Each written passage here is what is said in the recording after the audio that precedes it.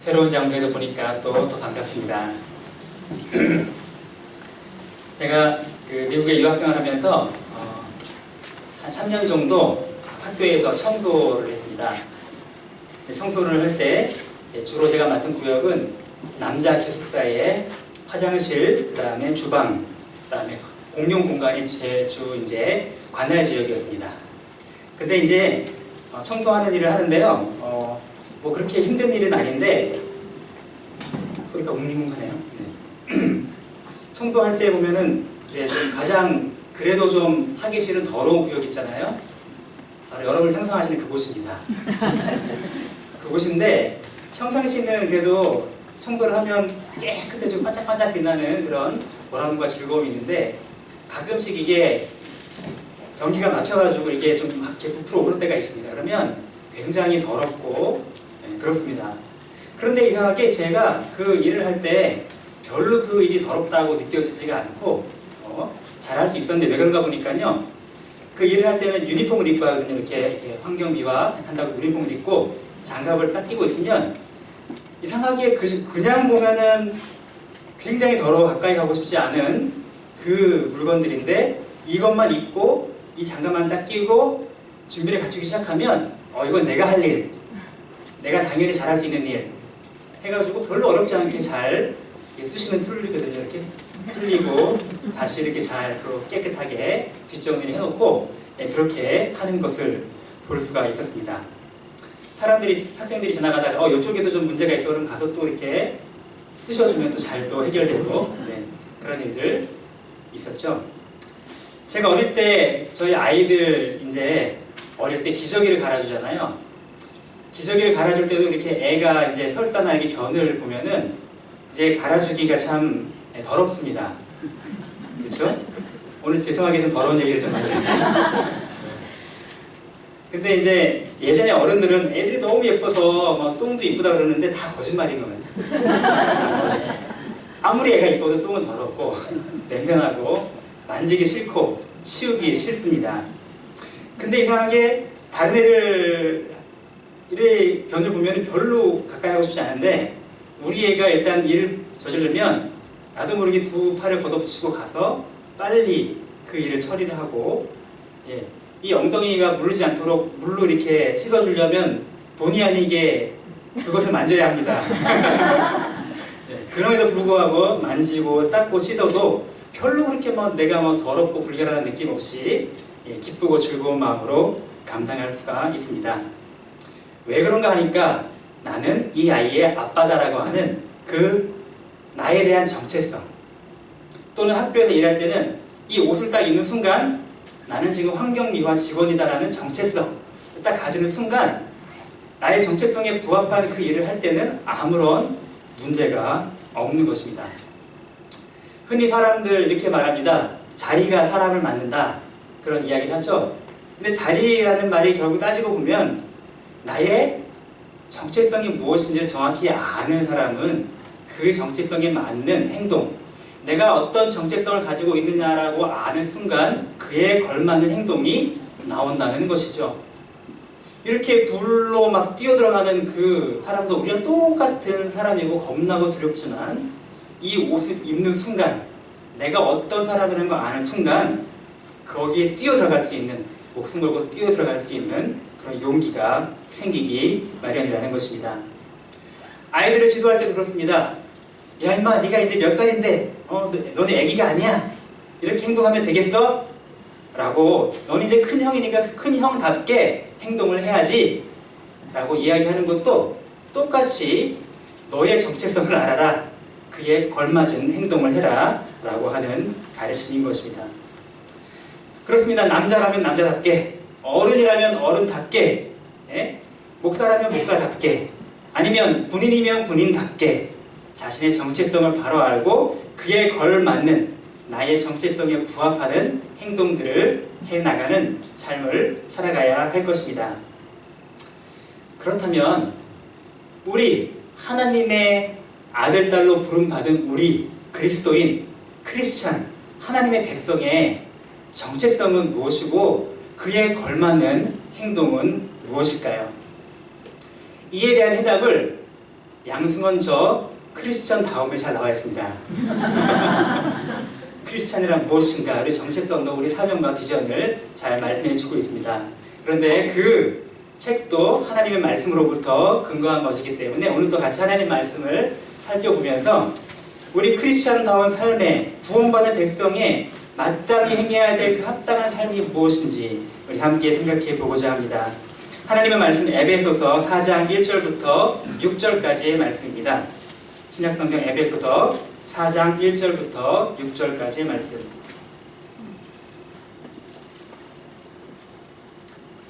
우리 짧으니까 한번 다 같이 합독을 해볼까요? 1절부터 6절까지. 시작. 그러므로 주 안에서 다친 내가 너희를 권하노니 너희가 부르심을 받은 일에 합당하게 행하여 모든 겸손과 온유로 하고 오래 참음으로 사랑 가운데서 서로 용납하고 평안에 매는 줄로 성령이 하나 되게 하신 것을 힘써 지키라. 몸이 하나요 성령도 한 분이시니 이와 같이 너희가 부르심의 한 소망 안에서 부르심을 받았느니라. 주도 한 분이시요 믿음도 하나요 세례도 하나요 하나님도 한 분이시니 곧 만유의 아버지시라. 만유 위에 계시고 만유를 통일하시고 만유 가운데 계시도다. 아멘. 아멘. 오늘 본문은 우리에게 이렇게 촉구하십니다. 너희가 하나님의 백성으로 부름받은 사람이라면 그에 걸맞는, 그에 합당한 삶을 살아야 한다 라고 우리에게 말씀을 해주십니다. 그러면 그 부르심이 합당한 삶이 무엇인가 할 때 그 첫 번째 일이 바로 성령께서 하나 되게 하신 그것을, 성령께서 하나 되게 하신 그것을 지키는 삶을 살아가야 한다. 다시 말하면 성령께서 하나 되게 만드신 우리 교회 공동체의 연합과 일치와 하나됨을 위하여 우리가 힘써 삶을 살아가야 한다는 것입니다. 여러분, 우리 뉴스나 인터넷 등을 통해서 교회의 분열과 다툼의 소식들, 분쟁의 소식들, 그런 것들 어렵지 않게 접하실 수가 있을 것이라고 생각이 듭니다. 여러분, 정말 안타까운 현실인데요. 오늘날 전도가 잘 안 된다고 하는데 전도가 가장 안 되게 만들었던 가장 큰 장애물이 무엇이었나 보면 무슬림들이 아니에요. 불교도들이 전도에 방해가 된 게 아니에요. 안타깝지만 많은 교회들이 도리어 복음의 장애물로, 그죠? 매스컴에 등장을 하고 사회의 문제거리가 되고 이런 일들이 많이 있었다는 것이죠. 특별히 개인적인 비리나 문제도 있겠지만 많은 경우에 주변 사람들로부터 교회가 서로서로 얼마나 말만 잘하고 얼마나 싸움을 잘하는지, 왜 이렇게 다툼과 분쟁과 시기와 질투가 많은 곳이 교회인지, 이런 이야기를 들을 때마다 정말로 안타깝고 마음이 많이 아픕니다. 우리 하나님도 얼마나 마음이 아프실까요? 제가 처음에 미국에 유학 갈 때 담임 목사님이 달라스 신학교를 공부하셨는데 거기가 좋다고 하셔서 저는 잘 모르고 그냥 그곳에 갔습니다. 근데 그 학교는 이제 달라스 텍사스에 있는 학교인데요. 초교파 이제 신학교입니다. 근데 제가 어느 교회를 다닐까 주변에 좀 탐방을 하다가 어느 작은 한인교회에 정착을 하게 되었는데 한 50여 명 모이는 작은 침례교회였어요. 이제 그쪽에 침례교회가 굉장히 이제 크고 이제 든든하거든요. 그래서 그 침례교회에 다니기 시작했는데 거기 있는 분들 너무나 좋고 너무나 아주 따뜻한 분들이었습니다. 근데 대부분 재밌게 작은 교회에 대부분 다 대전 출신이에요. 이상하게 그 교회는 다 침례교이고, 그리고 다 대전에 있는 침례교 신학교를 나오신 분들 위주로 이렇게 많이 형성되어 있던 교회였어요. 참 재밌죠? 저만 장로교 출신이고 저만 침례교 신학교에 안 다니고 있고 이제 그렇게 아무튼 간에 거기에 다니게 되었습니다. 제가 평생 장로교회만 다니다 보니까 너무 이제 그쪽에 대한 이해가 부족해가지고 제가 별 생각 없이 궁금해서 그냥 물어봤어요. 침례교는 세례를 침례라고 하는데 그거는 내가 잘 이해를 할 수 있겠다. 그런데 가끔 성경책을 읽다 보면은 좀 어색할 때가 있더라. 저는 그냥 아무 생각 없이 편안한 마음으로 세례 요한이라고 하는데 침례 요한이라고 하니까 좀 이상하더라 느낌이. 침례 받는다는 거 좋은데 침례 요한하니까 좀 이상하더라. 성령 세례를 받으라고 하는데 성령 침례를 받으라고 하니까 좀 개인적으로 좀 약간 어색하더라. 이제 이런 편안한 얘기를 그냥 하는 순간 갑자기 거기에 있는 상당한 분이 저를 바라보는 눈빛이 갑자기 이렇게 커지면서 굉장히 갑자기 목에 핏줄이 딱 서는 게 보이면서 침례가 얼마나 성경적이고 이것이 얼마나 중요한지에 대해서 갑자기 장장 10여 분 동안 막 얘기를 하는데 속으로 워워워 저는 논쟁하고 싶은 마음이 없고 저도 침례가 굉장히 성경적이라고 생각을 하는데 근데 작은 것 하나만 던졌을 뿐인데 왜 여기에 이렇게까지 그렇게까지 목숨을 걸고 핏대를 걸어야 하는지 참 마음에 안타까운 생각이 들었습니다. 불편한 진실들이 교회 안에 많이 있습니다. 많은 교회들이 이야기를 들으면 여러 개의 파벌로 이렇게 갈려져 있다는 이야기를 듣습니다. 나는 장로님파, 나는 목사님파, 나는 안수집사님파, 권사님파.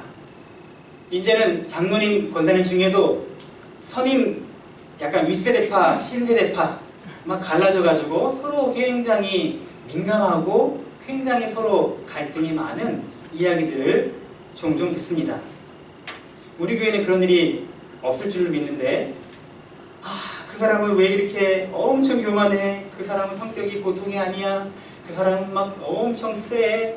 엄청 상처를 받고 이런 일들 얘기가 심심치 않게 들려오는 것입니다. 정말 피 터지게 싸우다가 심지어는요 교인들 간에 정말 원수처럼 지내는 경우들도 있다라는 이야기를 듣습니다. 우리 교회에도 불편한 진실이 있습니다. 여러분들도 조금씩 느끼고 아실지 모르겠는데요. 지난 연말부터 올 연초까지 사역 네트워크 편성하고 예수말 편성하는데 우리 모든 사역자들이 달라붙어가지고 다 머리털이 빠지는 줄 알았습니다. 그냥 별 생각 없이 그냥 비슷한 나이와 비슷한 지역으로 딱 편성하면 오케이 하면 될 것 같죠? 그런데 그렇지가 않습니다. 이거는 고차 방정식을 푸는 것과 같은 느낌이 들고 3000피스 퍼즐을 머리 모아 맞춰가는 그런 생각이 종종 들 때가 있습니다. 어렵습니다. 누구는 누구와 절대 같이 묶어놓으면 안 된다. 큰일 난다. 누구와 누구는 옛날에 한번 엄청 싸웠기 때문에 절대 같은 마을 근처 마을에도 가면 안 된다. 그러면 둘 다 교회 다 떠난다. 이런 이야기들을 듣게 될 때 너 마음이 너무 아픈 것입니다. 이런 일들이 지금 우리 가운데도 존재하고 있구나. 물론 다른 교회처럼 무슨 막 파벌이 나뉘고 싸우고 막 그렇게 대단한 건 아니지만 우리 속에도 작지만 그런 일들이 지금 여기저기에 있구나. 누구는 이래서 같이 안 되고 누구는 이렇게 같이 묶으면 안 되고 누구는 이렇게 하면 안 되고 이걸 다 맞추려고 하니까 이래도 안 되고 이래도 안 되고 저래도 안 되고 참 어려운 일들이 아닐 수가 없는 것입니다. 그저 누구와 묶여도 서로 사랑하고 그저 누구와 함께 해도 서로 용납하고 이러면 가장 좋겠지만 그죠? 우리 속에 그렇지 못한 우리의 죄성이 사람마다 정도의 차이는 있겠지만 우리 가운데 다 있다는 것, 그러한 죄인이라는 것을 우리가 발견을 합니다. 이러한 현실 속에서 우리 주님의 음성에 다시 한번 귀를 기울여야 할 것입니다. 내가 너희를 부른 그 부름에 합당한 삶을 살거라. 제발 성령이 하나 되게 하신 그 교회 공동체의 하나됨을 지켜다오. 우리 하나님이 오늘 이 밤 성경 말씀을 통하여 우리에게 말씀하여 주시고 도전하여 주고 계신 것입니다. 오늘 이 1절 말씀을 다시 한번 읽어볼까요? 시작. 그러므로 주 안에서 하신 내가 너희를 권하노니 너희가 부르심을 받은 일에 합당하게 행하여. 네, 오늘 성경 읽은 1절, 6절까지 말씀 중에 가장 중요한 명령형인 동사가 하나 있는데 그 말이 바로 행하다, 행하라, 행하여 라는 말입니다. 행하라 하는 말이죠. 부르심을 받은 그 일에 합당하게 행하라 하는 것입니다. 자, 오늘 본문은 또 그러므로라는 단어로 시작을 하고 있습니다. 에베소서가 6장으로 되어 있는데 처음에 1장부터 3장까지는 주로 구원의 복음의 교리에 대해서, 4장부터 6장까지는 그 실천과 적용에 대하여 지금 말씀을 해주시는데, 이제 4장 1절부터 6절까지 말씀을 통하여 전혀 분위기가 반전되는 것입니다. 이제까지 너희가 알고 있는 그 구원의 복음, 하나님의 그 십자가, 예수님의 십자가의 그 복음, 그 은혜의 복음, 너희가 지금 들었지 않느냐? 너희가 1장 말씀을 통하여서 우리가 하늘의 신령한 복을 받고 누리고 있는, 우리는 영적인 부유한 자들이라는 사실을 너희가 배우지 않았느냐? 그리고 하나님께서 2장을 통하여서 우리가 오직 하나님의 은혜로 구원받은 그런 존재라는 것, 우리의 행위와 노력이 조금 더 개입되지 않고 하나님의 전적인 은혜로 구원받은 자라는 것, 그 안에서 하나님께서 유대인과 이방인들을 다 한데 모으셔서 한 새 사람을 만드시고 그리스도를 통하여, 그리스도 안에서 교회를 통하여 온 세상 만물을 충만케 하시라는 계획이 이 가운데 있다. 바로 그 일을 위하여 사도 바울 나는 부르심을 받았고 그것조차도 하나님의 놀라운 은혜였다 라고 고백하는 1장부터 3장까지의 메시지를 들었습니다. 이제 그 메시지를 들었다면 그러므로 너희는 그 부르심에 합당한 삶을 살아가야 한다 라고 말씀을 하고 계시는 것입니다. 이렇게 큰 하늘의 복을 누리고도, 이렇게 놀라운 하나님의 영광스러운 교회 공동체의 일원이 되고서도, 이렇게 값진 하나님의 은혜의 선물인 그 구원을 거저 값없이 받아서 영원한 생명을 얻었으면서도 싹 닫고 나만을 위해 살아갈 수는 없는 것입니다. 하나님이 부르신 그 부르심에 합당한 삶을 우리는 살아내어야 하는 것이죠. 부르심이 합당하게 행하라. 그 행하는 삶, 바로 구원으로 부르시고 우리를 교회 공동체로 부르신 그 부르심에 합당하게 행해야 할 것입니다. 여러분 아마 많이 들어보셔서 아시는 분도 계실 것 같습니다. 세상을 그리스도의 피로 물들이자라는 그런 구호를 가지고 온 세계의 선교사와 복음의 전도자를 파송했던 이제 모라비안 선교회의 이야기가 있습니다. 그것을 처음 시작했던 대표적인 인물 중에 하나인 진젠도르프 백작이 1700년에 아주 부유한 가정에서 출생을 합니다. 아주 부유하고 명문 가문에서 출생을 하고 교육을 받은 다음에 1719년에 19살의 나이에 뒤셀도르프를 여행하다가 한 화랑에서 하나의 그림을 보고 거기서 회심을 하는 경험을 하게 됩니다. 그 그림에 뭐라고 적혀있냐 하면 바로 십자가에 달리신 예수님의 그림인데 거기에 이렇게 적혀 있습니다. 나는 너를 위해 모든 것을 다 주었다. 너는 나를 위해 무엇을 하려고 하느냐? 그 글귀를 읽은 그의 마음은 갑자기 심장이 멎는 것 같은 그런 강렬한 하나님의 터치하심을 경험하게 되고 그 자리에 꼬꾸러져 하나님을 위해 살기로, 이제까지는 나만을 위해 살기로 살았던 그 모든 삶을 버리고 하나님을 위해 살기로 결정합니다. 그는 돌아가서 자신의 땅에, 자신의 영지에 기독교 피난민들이 모이는 것을 그들을 데리고 그들과 함께 교회를 세워 헤른푸트라고 이름 붙인 교회를 세우게 되고 거기서 뜨겁게 말씀과 기도 가운데 전념하는 가운데 1727년에 엄청난 성령의 역사와 강림하심의 경험을, 부흥의 경험을 하게 됩니다. 그래서 24시간 돌아가면서 끊임없이 기도하고 끊임없이 부흥의 운동을 계속 이어가다가 이제는 전 세계로 선교사를 파송하는 복음의 전진 기지의 역할을 감당하게 됩니다. 그래서 20년 동안 선교사를 파송한 그 숫자가요, 그 전에 종교개혁 이후부터 200년 동안 전 개신교회에서 다 보낸 선교사의 숫자보다 훨씬 더 많은 선교사를 전 세계 각지에 보내고 뜨거운 이 부흥운동의 불길을 전 세계에 확산시켰던 그 일을 감당하게 됩니다. 어떻게 그 일이 가능했죠? 예수님이 나를 부활하셨다. 예수님이 나를 구원으로 불러주셨다. 라고 하는 그 부르심에 내가 합당한 삶을 살아야 되겠다라고 하는 결심, 나는 부르심에 합당한, 우리 주님의 그 구원의 부르심에 합당한 삶을 살기로 작정하는 그 결심, 그 결심을 통하여 그는 놀라운 삶을 감당하게 된 것입니다. 하나님이 우리 공동체를 부르신 그 부르심에 합당한 그런 삶을 살게 되시기를 주의 이름으로 축원드립니다. 아멘. 사도 바울은 계속해서 우리에게 촉구하십니다. 그러면 그 부르심에 합당한 삶이 무엇인가? 우리 2절, 3절 말씀에 구체적으로 그 삶이 기록되어 있습니다. 한번 같이 읽어볼까요? 시작! 모든 겸손과 온유로 하고 오래 참음으로 사랑 가운데서 서로 용납하고 평안에 매는 줄로 성경이 하나 되게 하신 것을 힘써 지키라. 네, 이 2절, 3절에 많은 말이 나오지만 가장 중요한 단어는 힘써 지키라 라고 하는 단어입니다.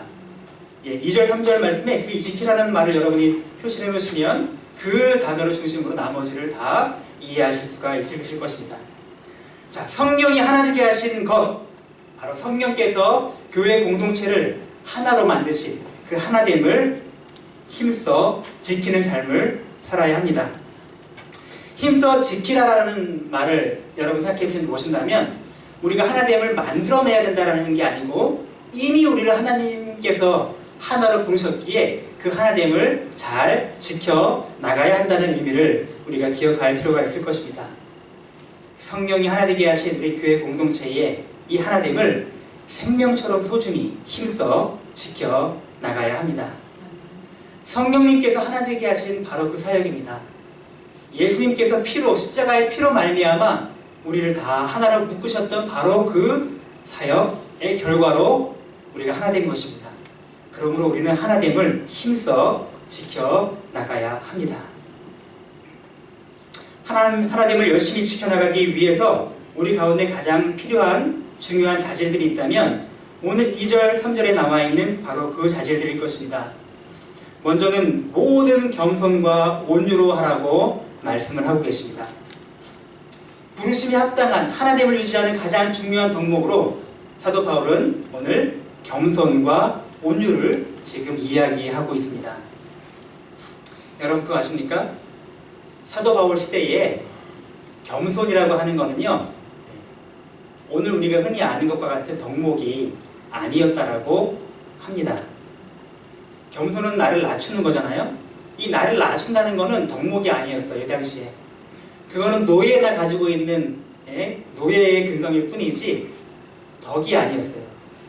그런데 도리어 사도 바울은 그런 상황 속에서 그들의 사고를 뒤집는 지금 선언을 하시는 것입니다. 모든 겸손으로 하라고요. 왜 그랬을까요? 그것은 바로 예수님의 본을 따라서 행하는 것이 겸손이요 낮아짐이기 때문에 그렇습니다. 예수님은 말씀하시죠. 나는 마음이 온유하고 겸손하니 나에게 와서 배우라고 하십니다. 예수님은 자신을 표현하실 때 내가 가지고 있는 가장 중요한 품성 중에 대표적인 것이 겸손이요 온유다. 바로 그런 것 때문에 자신의 아들들의 이름을 유나겸으로 지은 사람들도 우리 교회 가운데 있습니다. 혹은 이름을 유겸이라고 지은 사람도 있고요. 따로따로 지은 사람도 있습니다. 정말 소중한 하나님의 진리의 예수님의 그 성품을 우리가 배워야 하는 것이죠. 왜 이렇게 겸손하고 나를 낮춰야만 할까요? 그렇지 않고서는 우리 교회 공동체의 하나됨을 힘써 지켜나갈 수가 없기 때문에 그렇습니다. 여러분 세상은 말합니다. 겸손하고 낮춘다? 말은 좋지만 야 그렇게 살아서는 안 된다. 내가 살아가서 아는데 그렇게 살지 말아라 라고 세상은 우리에게 가르칩니다. 마치 이 당시에 그리스 로마 사람들의 문화와 똑같습니다. 겸손하고 낮아진 모습 보이면 처음엔 좋은 줄 알지만 자꾸 기어 오르려고 그래. 처음에 도리어 세게 나가서 그냥 길을 꺾어버려야 돼. 안 그러면 내 머리 꼭대기 위에 올라앉아갖고 나를 그냥 휘두르려고 해. 그렇게 살면 안 돼. 강한 힘을 보여주고 권위를 보여줘야 돼. 이렇게 이야기를 합니다. 그렇게 하지 않으면 나를 마치 무시당하고 넘어뜨릴 것처럼 이야기하지만 아마도 세상 사는 지혜는 그것이 맞을지도 모르겠습니다. 그렇죠? 정말 사람은 악하기 때문에 막 기어오르고 막 우리를 무시하고 막 함부로 대하겠지요. 그러나 예수님의 방식은 그렇지 않았습니다. 그럼에도 불구하고 더 온유하게, 더 겸손하게 자신을 낮추어 주셨습니다. 끝내는 낮아짐의 가장 극치로 그냥 십자가에 달려서 그냥 아무 힘없이 죽임을 당하시기까지 하셨습니다. 완전한 실패와 완전한 패배 같지만 그러나 도리어 더 놀라운 승리, 더 놀라운 완벽한 승리를 우리에게 보여주셨습니다. 사도 바울은 또 이야기합니다. 우리 교회 공동체의 하나됨을 유지하기 위하여 이제는 오래 참음으로 사랑 가운데 서로 용납하는 삶을 살아가야 한다고 말합니다. 인내로 받아들이고 용납하는 삶을 살아가야 합니다. 빌 하이베트 목사님은 그의 책에서 인내를 이렇게 정의하는 것을 제가 보았습니다. 인내는 포기의 순간을 넘어서는 것이다. 포기하고 싶은 그 순간을 넘기는 게 인내고 오래 참는 것이라는 것입니다. 물론 쉽지 않죠. 포기하고 싶겠죠, 그죠? 그러나 그 순간을 넘어서는 것입니다. 참지 않고 그냥 화를 내버리고 내 성질을 다 부리고 그냥 해버리면 그게 쉬운 길이죠.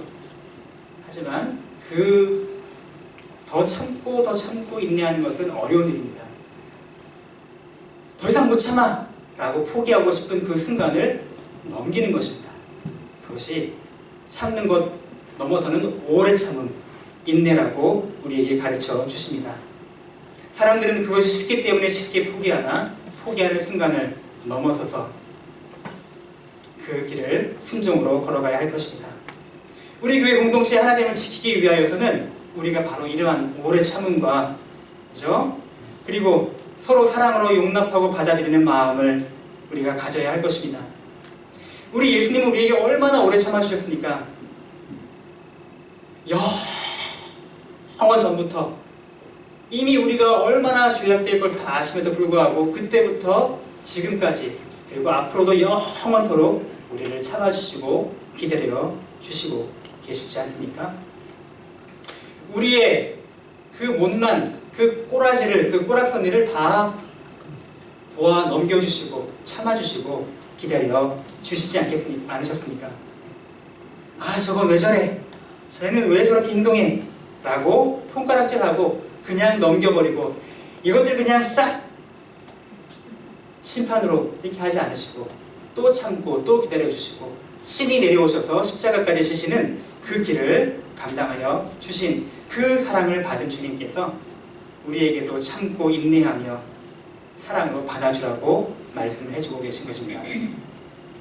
여러분, 부르심에 합당한 삶, 성령님이 하나 되게 하시는 것을 힘써 지키기 위하여 우리는 바로 예수님의 성품을 닮아가야 합니다. 빌립보서 말씀에도 너희 안에 이 마음을 품어라. 곧 그리스도 예수의 마음이니.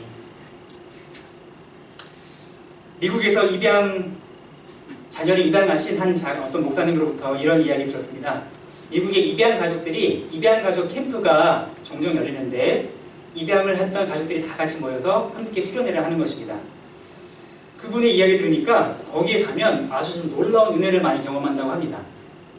한 미국인 목사님을 거기서 만났는데 그 목사님이 본인 자녀가 이미 셋이 있는데 추가로 3명을 입양을 하셨습니다.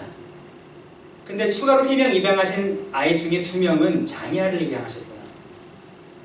그래서 이분이 너무 감동을 받아가지고 본인은 1명 입양했는데 아니, 어떻게 3명 입양하는 것도 보통 일이 아닌데 그것도 장애아를 2명을 입양할 수 있으니까 보통은 입양할 때 좀 더 건강하고 좀 더 예쁜 아이를 골라서 이렇게 입양하는 경우가 많은데 이분은 도리어 장애아를 입양을 한 것이죠.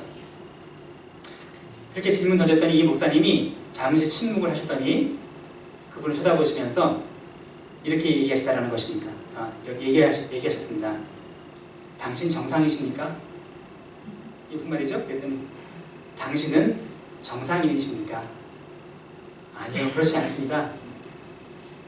당신이나 나나 다 얼마나 심각한 장애를 가지고 영적인 장애를 가지고 내 스스로의 힘으로는 어떻게 해볼 수 없는, 움직일 수 없는 그런 장애를 가진 그런 사람들인데요. 그런데 예수님께서 그런 우리들을 참아주시고 기다려주시고 우리를 다 끌어안아 주시고 우리를 다 맞아들여 주셔서 그분의 자녀로 삼아주셨지 않습니까? 그러니 이런 것들은 우리가 아무것도 아니죠 라고 이야기를 하셨다는 것입니다. 여러분, 이것이 바로 예수님의 마음입니다. 예수님의 성품을 닮아가는 길입니다. 예수님의 마음을 품으면 그 사람이 다르게 보이기 시작합니다. 그들의 허물을 보기 시작하면 그들의 허물이 한두 끝도 없고 그들은 정말 나쁜 사람이 되지만, 그러나 그들을 사랑으로 보기 시작하고 예수님의 마음으로 보기 시작하면 그들은 너무너무 아름다운 하나님의 형상이요 하나님의 자녀로 보이게 될 것입니다. 여러분, 하나님이 주신 예수님의 이 성품, 온유와 겸손으로 오래 참음과 사랑으로 옆에 있는 한 분 한 분들을 우리 좀 더 받아주는 그런 교회 공동체가 됩시다. 아멘. 허물이 있어도 더 받아주고 더 용납해주는 사람이 됩시다. 아멘. 여기까지 이렇게 이야기를 하면 많은 분들이 마음으로는 동의하지만 또 한편의 마음에 굉장히 좋은 얘기고 이상적인 얘기다. 아니, 너무 이상적인 얘기다. 현실적이지 않다. 라고 느끼실지도 모르겠습니다. 알긴 알겠는데 다 좋은 말이긴 한데, 아니 지금 그런 사람들 다 받아주고 다 참아주고 다 기다려주고 그런 사람들 다 챙겨주고, 아이고 지금 안 그래도 바쁜데 그런 힘도 없는데 언제 그렇게 하고 살아가느냐. 하나님을 추구한다는 건 너무 사치스럽다. 그냥 그 시간에 내 기도나 더 하고 내 말씀이나 더 보고 내가 더 그냥 하나님 앞에 똑바로 서고 내 앞가림을 잘하고 내 삶을 잘 사는 게 더 좋지 않겠는가? 라고 굳이 그렇게까지 하나 되려고 할 필요가 있겠는가? 라고 생각하실 수도 있겠습니다. 혹시 여러분은 그렇게 생각하지 않으셨습니까? 아마도 매우 현실적이고 매우 일리 있는 이야기일 것입니다. 그러나 그럼에도 불구하고 우리 주님이 가르쳐 주시는 복음과는 거리가 먼 이야기일 수밖에 없습니다. 오늘 바로 그런 이유 때문에 오늘 4절부터 6절까지의 말씀 우리에게 아주 강조해서 반복해서 우리에게 들려주고 계십니다. 한번 다시 다 같이 읽어볼까요? 시작! 몸이 하나요 성령도 한 분이시니 이와 같이 너희가 부르심의 한 소망 안에서 부르심을 받았느니라. 주도 한 분이시요 믿음도 하나요 세례도 하나요 하나님도 한 분이시니 곧 만유의 아버지시라. 만유 위에 계시고 만유를 통일하시고 만유 가운데 계시도다. 아멘. 우리가 하나 되어야 될 근거, 하나 되어야 될 이유를 지금 본문은 7개의 하나됨을 비교하면서 우리에게 강조해주고 계십니다. 뭘 말하고 있죠? 몸이 하나다. 몸이 무엇을 말할까요? 그리스도의 몸. 그리스도의 몸된 교회가 하나라는 뜻입니다. 그리스도의 몸된 교회가 하나인데 어떻게 하나됨을 유지하지 않고 추구하지 않을 수가 있겠는가? 또 무엇이 하나입니까? 성령이 하나입니다. 성령이. 우리 교회 안에, 우리 각 사람의 안에 내주하시는 성령이 네 성령, 내 성령 다른 게 아니고 한 성령을 우리가 다 받고 있습니다. 우리가 부르심을 받은 그 부르심의 소망이 하나입니다. 그리고 우리가 믿는 주님, 교회의 머리 되신 주님이 한 분이십니다. 우리가 믿는 믿음이 하나입니다. 우리가 받은 세례가 하나이고 우리 아버지 하나님, 만유의 하나님 아버지께서 하나이시며 하나이셔서 이름도 하나님이십니다. 그리고 그 하나님께서 우리에게 하나님을 지켜나가는 것이 하나님이 우리를 창조하시고 우리를 구원으로 부르시고 우리를 교회 공동체로 만드신 목적이고 의미라고 말씀을 해주고 계시다는 것입니다. 뒤집어 말하면 그리스도의 몸이 하나인데 어떻게 너희들은 하나가 아닐 수가 있느냐? 어떻게 성령님이 한 분이신데 너희는 갈라져 찢어져 있을 수가 있느냐? 어떻게 부르심의 소망이 같은데 상대방을 향하여 소망으로 참아주고 용납해주지 못하고 너희들은 소망을 잃어버리고 판단하고 정죄하고 낙인 찍고 그렇게 할 수가 있느냐? 라는 말로 들리지 않으십니까?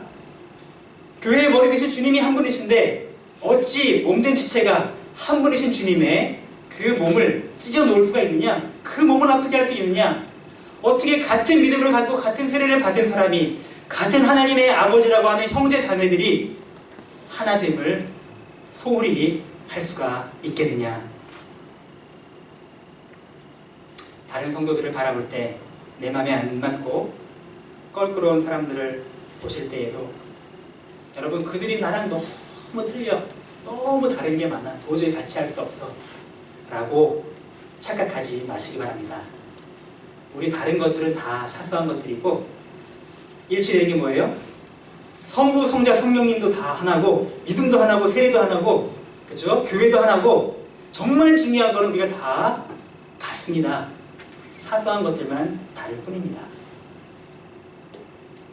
정말 중요한 우리 공통점을 함께 바라본다면 우리가 서로를 진정한 주님의 지체로 함께 바라볼 수 있을 것입니다.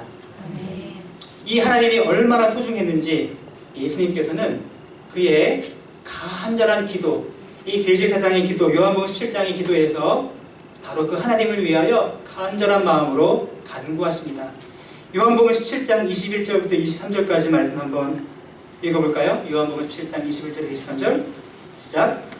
아버지여, 아버지께서 내 안에 내가 아버지 안에 있는 것 같이 그들도 다 하나가 되어 우리 안에 있게 하사 세상으로 아버지께서 나를 보내신 것을 믿게 하옵소서. 내게 주신 영광을 내가 그들에게 주었사오니 이는 우리가 하나가 된 것 같이 그들도 하나가 되게 하려 함이니이다. 곧 내가 그들 안에